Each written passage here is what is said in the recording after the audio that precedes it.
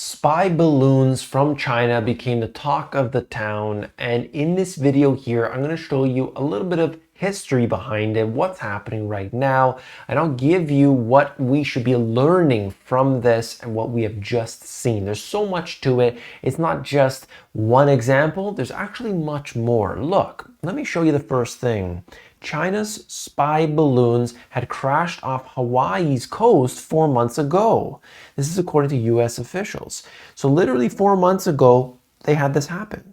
Interesting, right? Look here. I wanted to give you the other examples. When you can see, balloon escape is the latest problem for troubled army program. Back in October 2015, they had some trouble with a balloon. This is the United States themselves. It turns out these balloons are used relatively frequently. From what I have seen and did a little bit of research, try to pull up as much I could anyway. When a military surveillance balloon broke free of its moorings, it began a 160 mile journey north. It was only the most dramatic in a series of problems for a deeply troubled $2.7 billion army effort to mount powerful radars high in the skies. Now, that's one example. That's what they're doing. This is happening at a time in which people are really concerned. They're now looking up. They're saying, hey, wait a minute. Are these balloons spying on me? What's China doing? Well, it's not just one country doing that. It's happening right in your own country. And we have to look at this and start to think to ourselves, what is this all about? Pentagon launching drug surveillance balloons over the Midwest. This was back from August of 2019. Further along in that same information, they just share the fact that the US military is conducting wide area surveillance tests across 6 Midwest states using experimental high altitude balloons. And this is coming from the FCC. We know this is a fact, okay? Up to 25 unmanned solar-powered balloons are being launched from rural South Dakota and drifting 250 miles through an area spanning portions of Minnesota, Iowa, Wisconsin, and Missouri before concluding in central Illinois. So they go up 65,000 feet. That was apparently around the China's balloon as well. It was like around 60,000 feet. Turns out, although they can go to 120,000 feet, my research indicated. And then you could see here, they're intended to provide a persistent surveillance system and locate and deter narcotic trafficking and homeland security threats. But the highlighted portion here shows the balloons are carrying high-tech radars designed to simultaneously track many individual vehicles, day or night, through any kind of weather. So there's a lot happening here, but I just thought it was interesting to see, like, suddenly there's this balloon in the sky and everybody's obviously very concerned. What are they doing? What's this all about? Why is this happening? And then it turns out that this is not the first instance, and the government themselves also does that. Now, let's get to one thing first. One thing's first. You don't want some other countries surveilling you. That's for sure. They obviously do this as it stands today using satellites. We know that. The second thing is anybody could see with some level of detail using like Google Maps. You could do that today. There's obviously satellite imagery available for everybody. The concern here was that these balloons could be evading radar, number one, because of the way that they travel.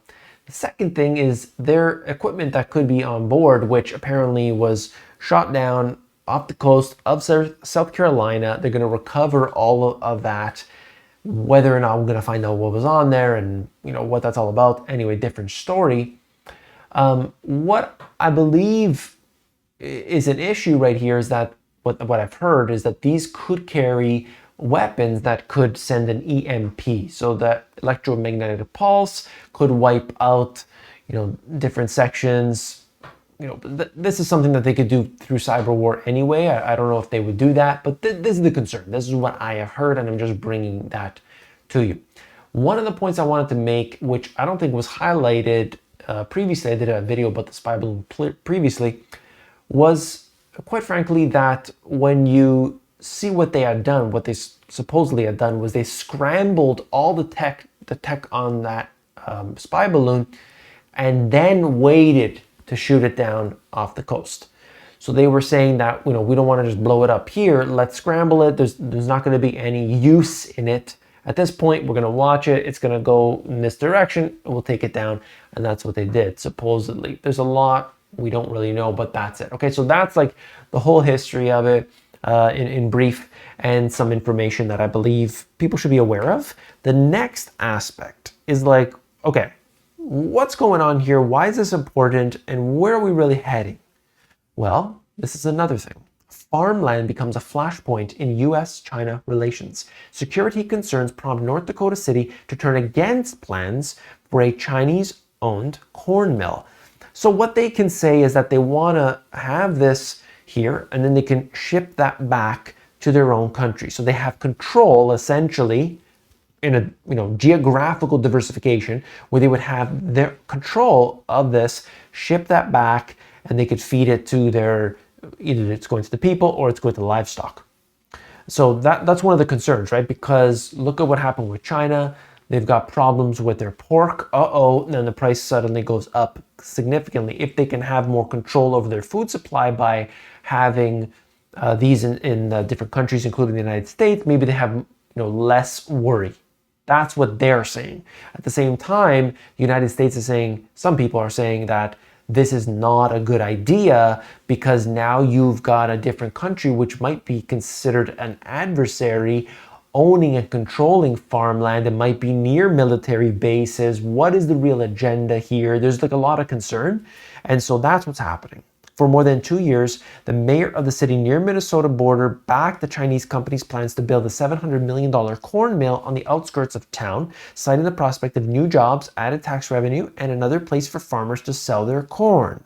And then he basically said it is a security risk because of the proximity to the Grand Forks Air Force Base 12 miles away. Is that the reason? Is that what's going on? Some have speculated that to be the case, and they're saying, we don't want any part of that.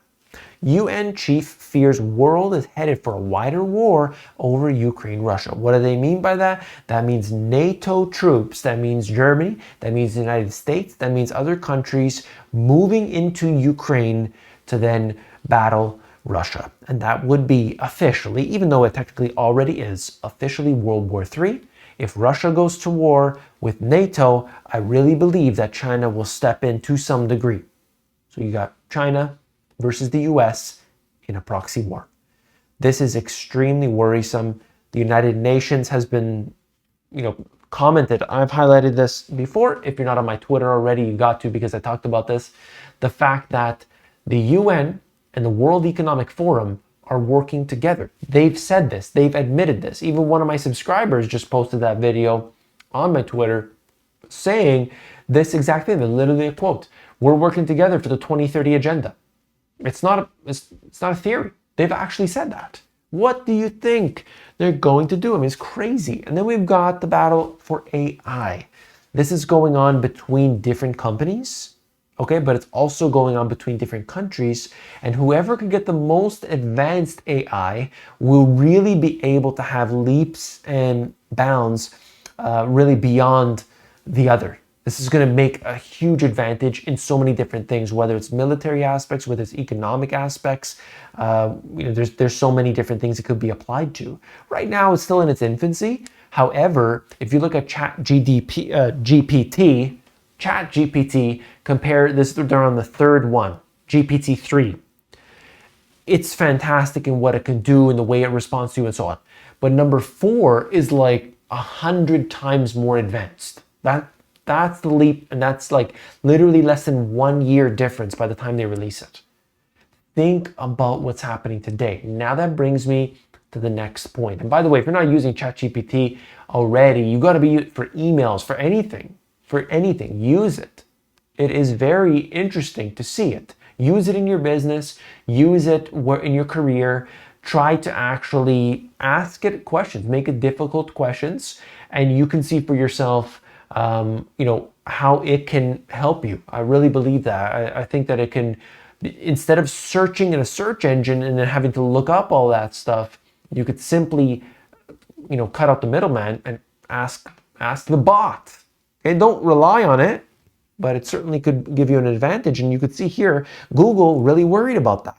So they've now opened their own chat GPT rival. It's called Bard, B-A-R-D, for testing as AI war heats up. Alphabet Unit will launch the service more broadly to the public in the coming weeks, this is according to the CEO, because he's worried about this for obvious reasons. Because if people can just ask a question, why would they need to go to the Google search engine? Why would the people need to click on the Google ads? So that's what's happening right now. Pay attention to this. The AI wars between China and the US are also going on. This is a lot of technology, not just AI like ChatGPT. I'm just telling you that as a tip, but there's a lot happening with the cyber war behind the scenes that we need to be really worried about today. The farmland issue, what's going on there, AI, robotics, all these things are happening. And at the same time, we've got surveillance of all kinds happening, whether it's coming from the NSA right in your own back door, or whether it's coming from a different country altogether. I would say be careful out there. If you found this video informative, then definitely hit that subscribe. Each and every day I bring you the latest and greatest. I'm not afraid to cover what needs to be covered. Okay, those other guys out there, they're looking for the clicks, they're looking for the all the stuff and the fluff. But here, we just get kittens. That's the only type of fluff we're into. And you came here for the truth, all right? So I'll see you tomorrow. Hit that subscribe. And that's it. Take care.